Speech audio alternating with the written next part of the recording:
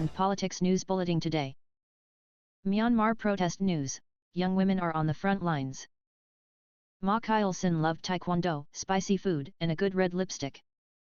She adopted the English name Angel, and her father hugged her goodbye when she went out on the streets of Mandalay, in central Myanmar, to join the crowds peacefully protesting the recent seizure of power by the military. The black t-shirt that Ms. Kyle-sin wore to the protest on Wednesday carried a simple message: everything will be okay. In the afternoon, Ms. Kyle-sin, 18, was shot in the head by the security forces, who killed at least 30 people nationwide in the single bloodiest day since the February 1 coup. According to the United Nations, "She is a hero for our country," said Ma Cho-Nweo, one of Ms. Kyle-sin's close friends, who has also taken part in the daily rallies that have electrified hundreds of cities across Myanmar. "By participating in the revolution, our generation of young women shows that we are no less brave than men. Despite the risks, women have stood at the forefront of Myanmar's protest movement, sending a powerful rebuke to the generals who ousted a female civilian leader and reimposed a patriarchal order that has suppressed women for half a century. By the hundreds of thousands, they have gathered for daily marches, representing striking unions of teachers, garment workers, and medical workers, all sectors dominated by women. The youngest are often on the front lines, where the security forces appear to have singled them out. 2 young women were shot in the head on Wednesday and another near the heart, 3 bullets ending their lives." Earlier this week, military television networks announced that the security forces were instructed not to use live ammunition, and that in self-defense they would only shoot at the lower body. "We might lose some heroes in this revolution," said Ma Sandar, an assistant general secretary of the Confederation of Trade Unions Myanmar, who has been taking part in the protests. "Our women's blood is red." The violence on Wednesday, which brought the death toll since the coup to at least 54, reflected the brutality of a military accustomed to killing its most innocent people.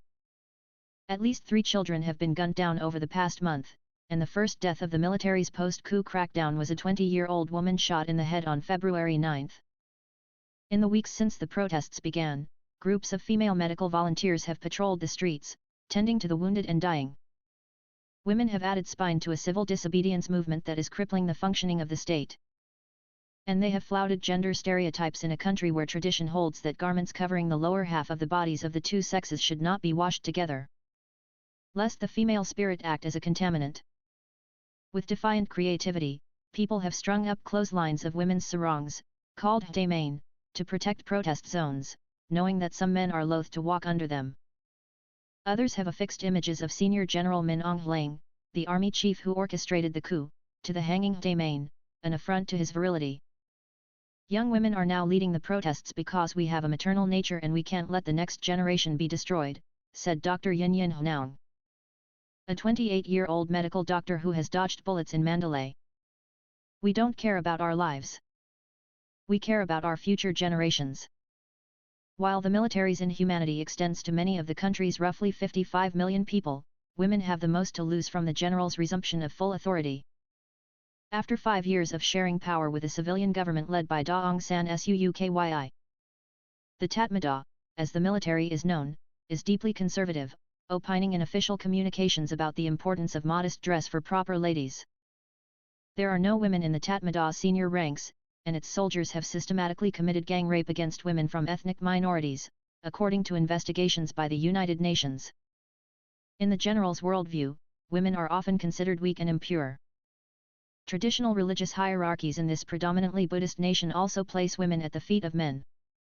The prejudices of the military and the monastery are not necessarily shared by Myanmar's broader society. Women are educated and integral to the economy, particularly in business, manufacturing, and the civil service. Increasingly, women have found their political voice. In elections last November, about 20% of candidates for the National League for Democracy, Ms. Aung San Suu Kyi's party, were women. The party won in a landslide, trouncing the military-linked and far more male-dominated Union Solidarity and Development Party. The Tatmadaw has dismissed the results as fraudulent. As the military began devolving some power over the past decade, Myanmar experienced one of the most profound and rapid societal changes in the world. A country that was once forcibly bunkered by the generals, who first seized power in a 1962 coup, went on Facebook and discovered memes, emojis and global conversations about gender politics.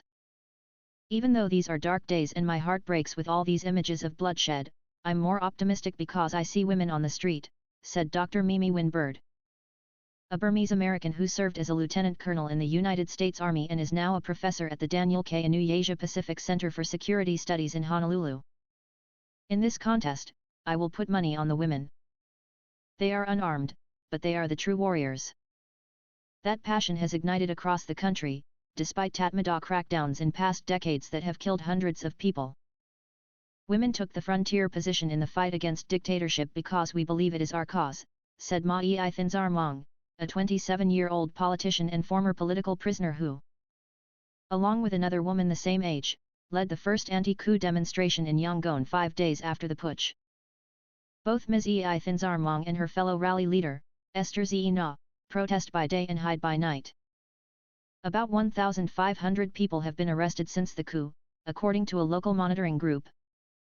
The pair were politicized at a young age and spoke up for the rights of ethnic minorities at a time when most people in Myanmar were unwilling to acknowledge the military's ethnic cleansing campaign against Rohingya Muslims. At least one-third of Myanmar's population is made up of a constellation of ethnic minorities, some of which are in armed conflict with the military. When they led their rally on February 6, the two women marched in shirts associated with the Karen ethnic group, whose villages have been overrun by Tatmadaw troops in recent days. Ms. Esther Ze Na is from another minority, the Kachin, and as a 17-year-old she spent time in camps for the tens of thousands of civilians who were uprooted by Tatmadaw offensives. Military jets roared overhead, raining artillery on women and children, she recalled. That was the time I committed myself to working toward abolishing the military junta, she said. Minorities know what it feels like, where discrimination leads. And as a woman, we are still considered as a second sex. That must be one of the reasons why women activists seem more committed to rights issues, she added. While the National League for Democracy is led by Ms. Aung San Suu Kyi, its top ranks are dominated by men. And like the Tatmadaw, the party's highest echelons have tended to be reserved for members of the country's ethnic Bamar majority. On the streets of Myanmar, even as the security forces continue to fire at unarmed protesters, the makeup of the movement has been far more diverse. There are Muslim students, Catholic nuns, Buddhist monks, drag queens, and a legion of young women. Gen Z are a fearless generation, said Honey Ong, whose younger sister, Kyot Nandar Ong, was killed by a bullet to the head on Wednesday in the city of Minhua. My sister joined the protests every day. She hated dictatorship. In a speech that ran in a state propaganda publication earlier this week, General Min Aung Hlaing, the army chief, sniffed at the impropriety of the protesters. With their indecent clothes contrary to Myanmar culture. His definition is commonly considered to include women wearing trousers. Moments before she was shot dead, Ms. Kyle Sin, dressed in sneakers and torn jeans, rallied her fellow peaceful protesters. As they staggered from the tear gas fired by security forces on Wednesday, Ms. Kyle Sin dispensed water to cleanse their eyes. We are not going to run, she yelled, in a video recorded by another protester. Our people's blood should not reach the ground. She is the bravest girl I have ever seen in my life, said Kolu Ma, who photographed some of the final images of Ms. Kyle Sin, in an alert, proud pose amid a crowd of prostrate protesters. Under her t-shirt, Ms. Kyle Sin wore a star-shaped pendant because her name means pure star in Burmese. She would say, if you see a star, remember, that's me, said Ms. Cho Nwoo, her friend. I will always remember her proudly.